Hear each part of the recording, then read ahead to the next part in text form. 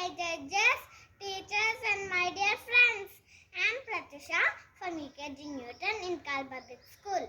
Today I am going to tell about giraffe. I am a giraffe. I am going to tell you some interesting points about me.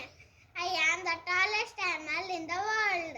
I have great eyesight to spot hungry beasts from far away. I love to eat leaves. I eat 35 kg of leaves every day. My neck is very long, weight about 600 pounds. My spots are much like human fingerprints. I run as fast as 35 miles an hour. I sleep standing up for 30 minutes a day.